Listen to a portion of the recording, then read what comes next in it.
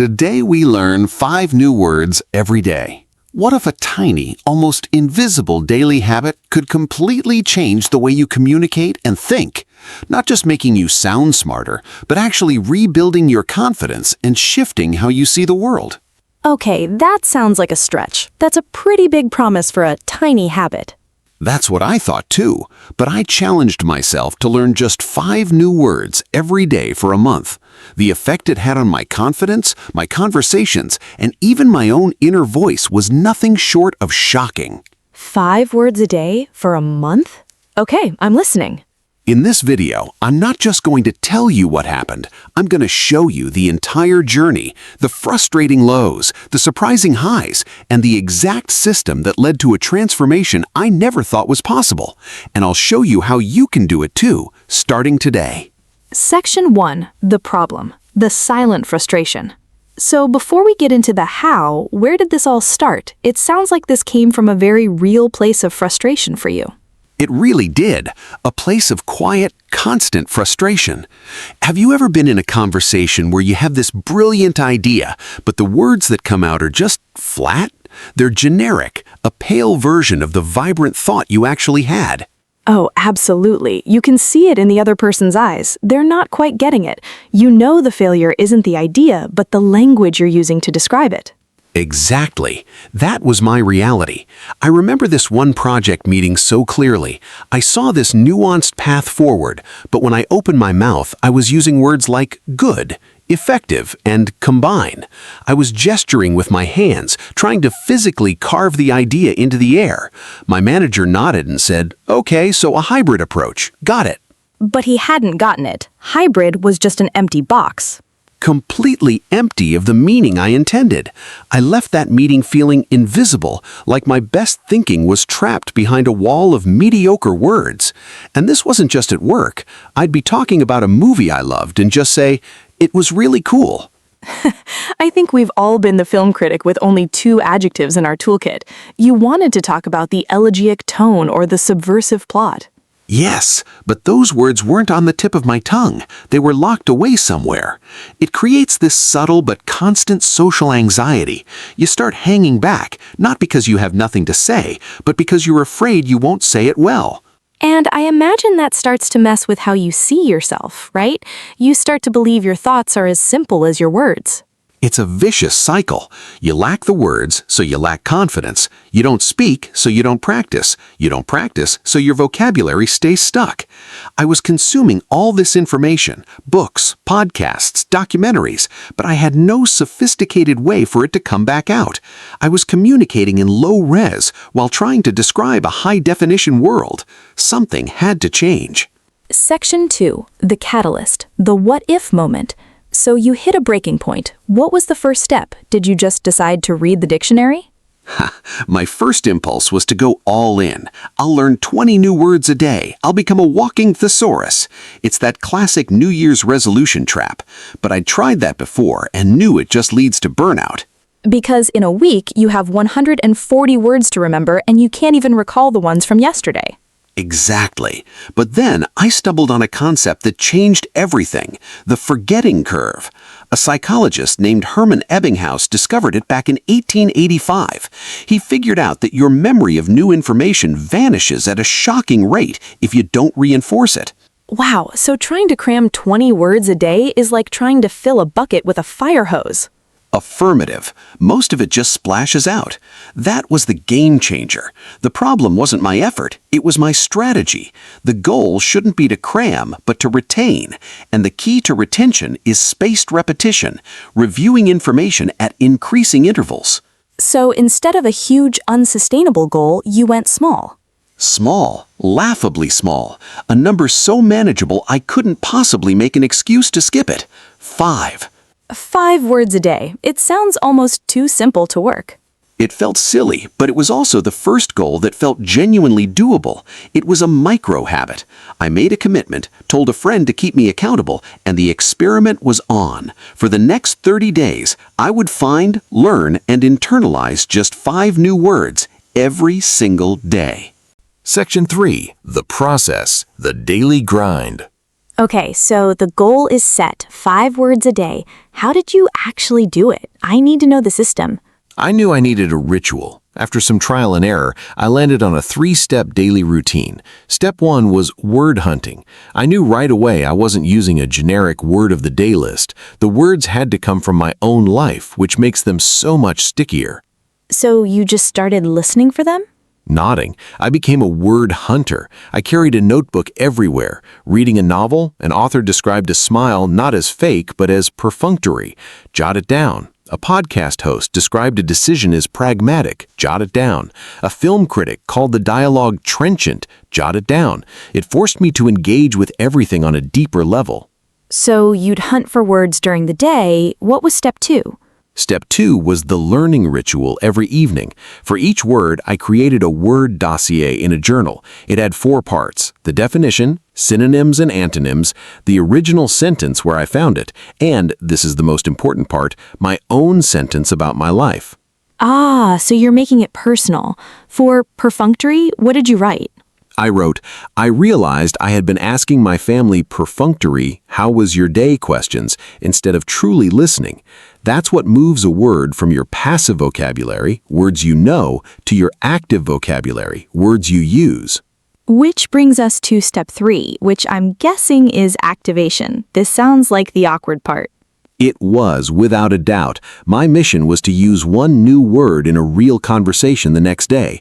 I still cringe thinking about day 4. My word was ephemeral, meaning lasting for a very short time. I was talking to a coworker about a software bug and just blurted out, "It's not a consistent problem, it's more ephemeral." What did he say? He just stared at me and said, "So it's intermittent?" I felt ridiculous. The first couple of weeks were a grind. There were days I forgot completely. The forgetting curve was real. I almost quit. That's the critical point in any new habit, where the excitement is gone and it's just discipline. What kept you going? I decided to change my activation strategy. Instead of forcing words into conversation, I'd use them in writing first. An email, a journal entry, lower stakes. In an email, I swapped a quick look for a cursory review. It felt right. It was precise, and it was the first sign that this might actually be working. Section 4, the turning point, the first glimmers of change. So you pushed through the awkward phase. When did you start to feel like it was actually making a difference? For the first 2 weeks, it felt mechanical. Then, in week 3, something shifted. The first glimmer came while listening to a podcast. The host used the word ubiquitous. A few weeks earlier, I'd just moved on, but this time a flag went up in my brain. Ubiquitous, present, appearing, or found everywhere. That was one of my words from day 9. It's like spotting a friend in a crowd. Exactly. It started happening more and more. I saw the word esoteric in an article, anachronistic in a documentary. The words were alive, and now I was part of the club that really understood them. That's a classic example of the Baader-Meinhof phenomenon, or the frequency illusion. Once you learn something new, you start seeing it everywhere. Your brain is primed to notice it. Agreement. My little habit was installing new filters in my brain, but the real turning point happened with a friend. She was telling me about a tough situation at her job, torn between 2 equally bad options. In the past, I would have said something generic like, "Wow, that's a tough spot." But this time was different? This time, a word just floated into my mind, effortlessly. Dichotomy, day 15. So I said, "It sounds like you're caught in a false dichotomy. Maybe the choice isn't just between A and B, maybe there's a C." Wow, and what was her reaction? She just paused. Her whole expression changed. "A false dichotomy. That is exactly what it feels like," she said.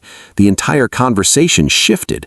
By giving her a precise word for her feeling, I gave her a new tool to think with. That was the moment this stopped feeling like a chore and started feeling like a superpower in training. Section 5, the results, the shocking transformation. So after 30 days, you have 150 words in a journal, but the real results were the internal ones. Let's break them down. What was the first major change? First, confidence. The fear of speaking up in meetings started to melt away. The fear was never about having bad ideas, it was about not being able to explain them. Now, instead of saying a plan was risky, I could distinguish between a plan that was precarious, one that was audacious, or one that was simply imprudent.